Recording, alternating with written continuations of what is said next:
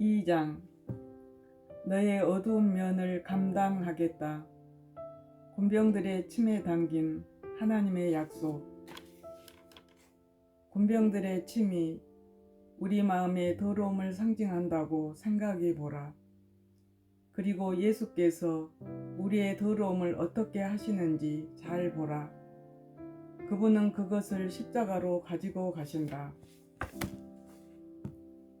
죄가 악인들의 마음 깊숙이 숨어 있어 한결같이 악한 짓을 충동하므로 그들의 눈앞에는 하나님을 두려워함이 없다. 인간의 마음에는 허영심이 깊이 뿌리박고 있다. 허영심이 나쁘다는 글을 쓰는 자들도 잘 썼다는 영예를 얻으려 하고, 그 글을 읽는 자들도 읽었다는 영예를 얻으려 한다. 만물보다 거짓되고 심히 부패한 것은 마음이라. 누가 능히 이를 알리오마는 기독교적 의미에서 이해하는 죄란 존재 전체를 갈라놓는 간극이다.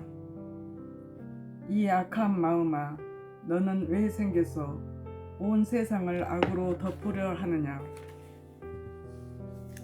내 안에 사는 야수, 미녀가 나타나지 않았다면 야수는 어떻게 됐을까? 누구나 아는 미녀와 야수 이야기다. 야수도 멋진 궁전에서 잘생긴 얼굴로 지내던 시절이 있었다. 하지만 그것은 저주받기 전, 왕자의 성에 어두운 그림자가 드리워지기 전, 왕자의 마음에 어두운 그림자가 드리워지기 전이었다. 어둠이 덮치자 그는 숨었다. 번들거리는 코와 휘어진 이를 한 얼굴로 자신의 성 안에 틀어박혀 우울한 세월을 보냈다. 그러다 한 소녀의 등장으로 모든 것이 달라진다. 그러고 보니 정말 궁금하다. 미녀가 나타나지 않았다면 야수는 어떻게 됐을까? 아니, 미녀가 거들떠보지 않았다면 어떻게 됐을까? 거들떠보지 않았다고 누군들 미녀를 나무랄 수 있을까? 그는 어디까지나 야수가 아니던가. 온몸이 털로 뒤덮여 있다. 침을 질질 흘린다. 으르렁거린다. 해치러 든다. 반면 소녀는 빼어난 미녀다. 눈부시게 아름답다. 주변 사람들까지 착하게 만들 만큼 친절하다. 이 세상에 자기 이름값을 그대로 하고 산 사람 둘이 있다면 바로 미녀와 야수가 아닐까. 미녀가 야수에게 관심을 두지 않았다 해도 그녀를 탓할 수는 없다. 그러나 미녀는 야수에게 관심을 주었다. 그리고 미녀가 야수를 사랑했기에 야수는 더 아름다운 존재가 될 수 있었다. 우리에게 친숙한 이야기다. 동화라서가 아니라 우리의 모습을 보여주기 때문이다. 우리 각자 안에도 야수가 있다. 처음부터 그렇지는 않았다. 인류에게도 멋진 궁전에서 아름다운 얼굴로 지내던 시절이 있었다. 그러나 그것은 저주가 임하기 전, 아담의 동산에 어두운 그림자가 들어오기 전, 아담의 마음에 어두운 그림자가 드리워지기 전이었다. 저주가 임하면서 우리는 달라졌다. 짐승 같아졌다. 흉측해졌다. 반항적이 되었다. 분노를 품게 됐다. 우리는 해서는 안 되는 일인 줄 알면서도 그 일을 한다. 그리고 자신도 왜 그러는지 모른다. 내 안에 흉측한 면이 야수 같은 얼굴을 쳐들던 그 밤이 떠오른다. 나는 운전 중이었고 2개의 차선이 하나로 좁아지려던 참이었다. 옆 차선에서는 한 여자가 운전을 하고 있었다. 그쪽 차선은 그대로 남아있고 내가 달리던 차선은 없어지게 돼 있었다. 나는 여자를 앞질러야 했다. 말할 것도 없이 내 스케줄이 그쪽 스케줄보다 더 중요했으니까. 나는 성직자가 아니던가, 사랑의 전달자요, 평화의 대사가 아니던가. 그래서 나는 속도를 올렸다. 그런데 앵걸 그쪽도 마찬가지였다. 내가 달리던 차선이 끝나는 지점에 이르자 여자가 나보다 범퍼 하나만큼 앞서 있었다. 나는 투덜거리며 속력을 늦춰 그 차를 먼저 보냈다. 여자는 어깨너머로 잘 가라고 손짓하며 약을 올렸다. 젠장. 나는 전조등을 줄이기 시작했다. 그러다 동작을 멈췄다. 내 안의 사악한 부분에서 말소리가 들려왔다. 잠깐만, 어두운 곳에 빛을 비추는 것이 내 사명이 아니던가? 으스간 곳에 조명을 밝혀야 하지 않겠는가? 그래서 나는 여자의 백미러를 향해 상향등을 살짝 쏘았다. 그러자 여자는 속력을 한껏 늦추어 복수했다. 그야말로 거북이 걸음이었다. 비열한 여자가 따로 없었다. 샌 안토니오 도시 전체가 지각 사태를 빚는다 해도 콧방귀 하나 끼지 않을 것 같았다. 시속 25km 이하로만 달리고 있었다. 나도 그의 백미러에서 상향등을 거두지 않았다. 두 마리의 고집스런 당나귀처럼 여자는 계속해서 기어갔고 나는 빛을 쏘아댔다. 차마 놓을 수 없는 고약한 생각이 내 머릿속을 좀 더 스쳐간 후 마침내 길이 다시 넓어졌다. 나는 그의 차를 추월하기 시작했다. 그런데 이건 또 뭔가. 빨간불에 걸려 두 차가 교차로 앞에 나란히 섰다. 그 다음에는 여자가 내게 손을 흔들면서 절대 흉내내고 싶지 않는 손 동작을 보였다. 잠시 후 죄책감이 들었다. 내가 왜 그랬지? 나는 대체로 참 차간 편이다. 그러나 좀 전에 15분간은 그야말로 야수였다. 두 가지 사실만이 내게 위로가 되었다. 하나는 내 차에 물고기 마크가 붙어 있지 않다는 것이고, 또 하나는 사도 바울도 나와 비슷한 고민을 했다는 것이다. 내가 원하는 것은 행하지 아니하고 도리어 미워하는 것을 행함이라. 당신도 이렇게 말하고 싶었던 적이 있었는가? 군병들이 예수님께 한 일. 그렇다면 당신 같은 사람이 아주 많다. 내면의 야수와 씨르망 성경 인물은 바울만이 아니다. 성경에서 짐승의 이름을 드러내지 않는 사람을 찾기란 어렵다. 단창을 들고 젊은 다윗을 쫓아다니는 사울왕, 디나를 강간하는 세겜과 그 친구들을 살해하는 디나의 오빠들, 소돔의 야합의 딸, 나중에 겨우 빠져나오는 롯, 베들레헴의 어린아이들을 죽이는 헤롯, 예수님의 사촌을 죽이는 또 다른 헤롯. 성경이 선한 책이라면 그것은 그 속에 등장하는 사람들 때문은 아니다. 성경을 기록한 펜대를 타고 잉크가 흐르듯 성경 속의 이야기마다 선혈이 낭자하게 흐른다. 그러나 야수의 악이 그리스도께서 돌아가시던 날보다 더 사납게 날뛰던 순간은 없었다. 제자들은 처음에는 자느라 바빴고 나중에는 도망가느라 바빴다. 헤롯은 시오를 원했다. 빌라도는 사건에서 손을 떼고 싶었다. 그리고 군병들은 피를 원했다. 그래서 그들은 예수님을 채찍질했다. 로마 군병의 채찍은 양쪽에 납덩이가 박힌 가죽끈이었다. 군병의 목표는 오직 하나, 예수를 죽기까지 치는 것이었다. 39대까지 칠 수 있었지만 그만큼도 필요하지 않았다. 백부장은 제수의 상태를 살폈다. 볼 것도 없이 예수님은 죽기 직전이었다. 결박에 둔 손을 풀어주니 그대로 바닥에 쓰러졌다. 채찍들은 군병들이 행한 첫 번째 일이었다. 십자가에 못 박는 것은 세 번째 일이었다. 등에 줄줄이 상처 자국 투성이인데도 군병들은 예수님의 어깨에 십자가를 지운 뒤 해골에 곧 골고다로 끌고 가 매달았다. 이 두 행동뿐이라면 우리도 군병들을 탓하지 않는다. 그들이야말로 명령대로 한 것이 아닌가. 하지만 이해하기 힘든 것은 그들이 그 둘 사이에 행한 일이다. 마태는 이렇게 기록하고 있다. 예수는 채찍질하고 십자가에 못 박히게 넘겨주니라.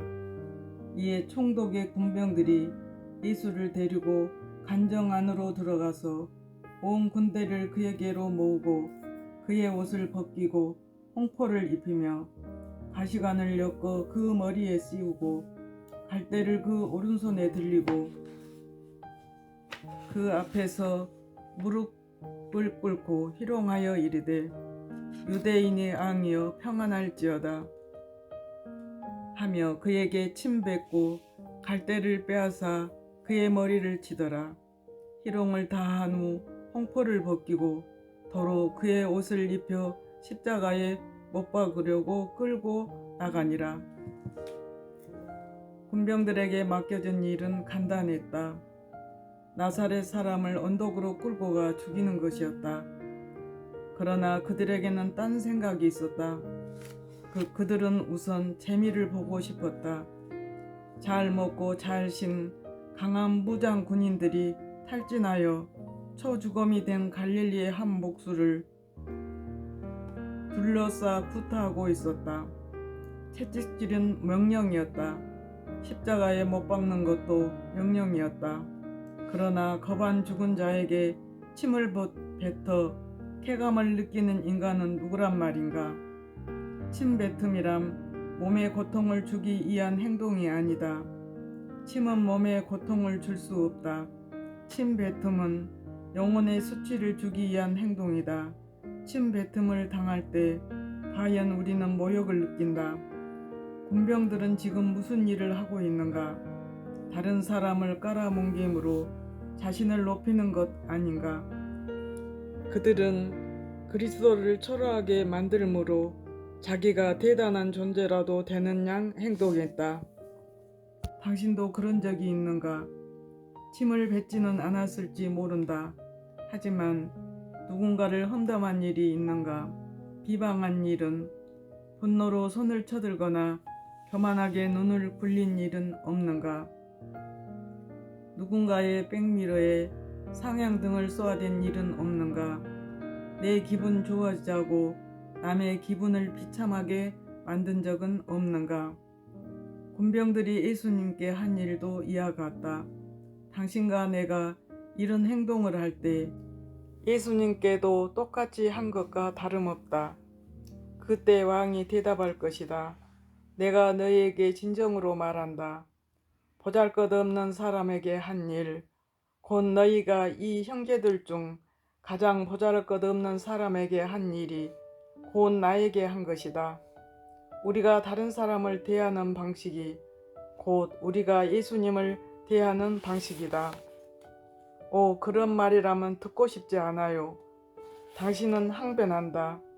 나 또한 그렇게 말하고 싶지 않지만 우리는 직시해야 한다. 우리 안에는 누구나 예외 없이 야수 같은 면이 있다는 사실을 자기가 해놓고도 깜짝 놀랄 일을 하게 만드는 야수적 근성 말이다. 자신에게 놀란 적이 있는가? 자신의 행동을 돌아보며 내 속에 뭐가 있기에 하는 의문이 든 적이 있는가? 죄로 인해 타락한 우리. 성경은 그 질문에 한 단어로 답한다. 죄. 우리 각자 안에는 뭔가 나쁜 야수 같은 것이 있다. 우리는 본질상 진노의 자녀. 우리가 선을 행할 수 없다는 말이 아니다. 선도 행한다. 그보다는 우리가 악을 행하지 않을 수 없다는 말이다. 신학적 용어로 우리는 전적으로 타락한 존재다. 하나님의 형상대로 지음받았음에도 우리는 타락했다. 속이 부패했다. 존재의 중심부터 이기적이고 폐허가다. 다윗은 이렇게 고백했다. 그렇습니다. 나는 태어날 때부터 죄투성이었습니다. 어머니가 나를 임신했을 때부터 나는 죄인이었습니다. 우리 중에 이 말에 해당되지 않는 사람이 있을까? 우리 각자는 죄의 속성을 안고 태어났다. 타락이란 전 인류의 보편적인 상태다. 성경은 명백히 말한다. 우리는 다 양 같아서 그릇 행하여 각기 제갈 길로 가거늘. 이사야 53장 6절 6 말씀. 만물보다 거짓되고 심히 부패한 것은 마음이라. 누가 능히 이를 알리오마는. 예레미야 17장 3절. 의인은 없나니 하나도 없으며 모든 사람이 죄를 범하였음에 하나님의 영광에 이르지 못하더니. 로마서 3장 10절로 23절. 이런 강한 표현에 이의를 제기할 사람도 있을 것이다. 그들은 주변을 둘러보며 말한다. 다른 사람들에 비하면 나는 그래도 괜찮은 편이야. 돼지도 그와 비슷한 말을 할 수 있다는 것을 아는가? 돼지는 자기 염을 통해 다른 돼지들을 둘러보며 이렇게 자신있게 이야기할 수 있다. 난 누구 못지않게 깨끗해. 그러나 인간에 견준다면 돼지는 도움이 필요한 상태다. 우리 인간도 하나님에 견준다면 똑같이 도움이 필요한 상태다. 무죄의 표준은 이 땅의 돼지 여물통이 아니라 하늘 보좌에 있다. 하나님 자신이 표준이다. 우리는 야수다. 프랑스 수필가 몽테뉴 말처럼 모든 생각과 행동의 법의 기준을 들이댄다면 평생 10번의 교수형에 처하지 않을 만큼 착한 사람은 세상에 없다. 우리의 행실은 추하다. 행동은 잔인하다. 정작 하고 싶은 일은 못하고 하기 싫은 일을 하며 사는 것이 우리다. 이 정도는 약하다. 설상가상으로 우리는 바뀔 수 없다. 우리는 바뀌려고 애쓴다. 얼마나 애쓰는지 모른다. 하지만 선지자 예레미야는 이렇게 말했다. 표범이 그의 반점을 변하게 할 수 있느냐? 할 수 있을진데 악에 익숙한 너희도 선을 행할 수 있으리라. 사도의 생각도 선지자와 같다. 육신의 생각은 하나님과 원수가 되나니 이는 하나님의 법에 굴복하지 아니할 뿐 아니라 할 수도 없음이라. 아직도 소긍할 수 없는가? 아직도 너무 가혹한 평가라 생각되는가? 그렇다면 여기 한 가지 제안을 해보겠다. 지금부터 24시간 동안 죄를 짓지 않고 살아보라. 10년이나 1년을 완벽하게 살라는 것도 아니고 한 달도 아니다. 그저 하루만 완벽하게 살라는 말이다. 할 수 있겠는가? 정말로 죄 없이 하루를 살 수 있는가? 그럴 수 없다면 1시간은 어떤가? 지금부터 60분 동안 순결한 생각과 행동만 하겠다고 약속할 수 있는가? 그래도 망설여지는가? 그렇다면 5분은 어떤가? 5분간만 염려도 없고 분노도 없이 이타적인 삶을 사는 것이다. 할 수 있겠는가? 못하겠다고. 나도 마찬가지다. 그렇다면 우리에게 문제가 있는 것이다. 우리는 죄인이다. 그리고 죄의 삭은 사망이다. 우리에게 문제가 있다. 우리는 걸어가지 못하다. 그리고 성경은 이것 없이는 아무도 주를 보지 못하리라 라고 말한다. 우리에게 문제가 있다. 우리는 악하다. 성경은 악인의 소득은 죄에 이르느니라 라고 말한다. 어떻게 하면 좋을까? 우리 대신 죄를 입으신 예수님. 군병들이 침이 우리 마음의 더러움을 상징한다고 생각해 보라. 그리고 예수님께서 우리의 더러움을 어떻게 하시는지 잘 보라. 그분은 그것을 십자가로 가지고 가신다. 주님은 선지자를 통해 말씀하셨다. 모욕과 침뱉음을 당하여도 내 얼굴을 가리지 아니하였느니라. 그분의 피와 땀에는 우리 죄의 본질이 한데 섞여 있다. 하나님은 얼마든지 다르게 하실 수도 있다. 하나님의 계획에 따라 예수님께는 목을 죽일 포도주가 주어졌다. 그렇다면 얼굴을 닦을 수건이 주어지지 말라는 법도 없지 않는가? 시몬은 예수님의 십자가를 졌지만 예수님의 뺨을 닦아주지는 않았다. 그분의 기도 한마디면 천사들이 움직일 수도 있었다. 천사들이 침 자국을 닦아줄 수 없었단 말인가? 그럴 수 있었다. 그러나 예수님은 절대 그렇게 명하시지 않았다. 어떤 이유에서인지 못을 택하신 그분은 침도 택하셨다. 인간의 창과 해명과 더불어 그분은 인간의 침도 견디셨다. 왜일까? 그분이 야수 안에서 미녀를 보시기 때문 아닐까? 하지만 미녀와 야수와의 상관성은 여기서 끝난다. 동화에서는 미녀가 야수에게 입을 맞춘다. 성경에서는 미녀가 하는 일이 그 정도로 그치지 않는다. 야수를 미녀되게 하시려 그분은 친히 야수가 되신다. 예수님이 우리와 자리를 바꾸신 것이다. 아담처럼 우리는 저주 아래 있었다. 그러나 예수님은 우리를 위하여 우리 자리를 대신하여 저주를 받은 바 되셨다. 미녀가 야수에게 오지 않았다면 어떻게 됐을까? 미녀가 야수를 거들떠보지 않았다면 그렇다면 우리는 영영 야수로 남아야 했을 것이다. 그러나 미녀는 왔다. 예수님이 오셨다. 그리고 우리에게 친히 관심을 가지셨다. 죄인들에게 성인의 얼굴을 덧입게 하시려고 죄 없으신 분이 죄인의 얼굴을 입으셨다. 아멘.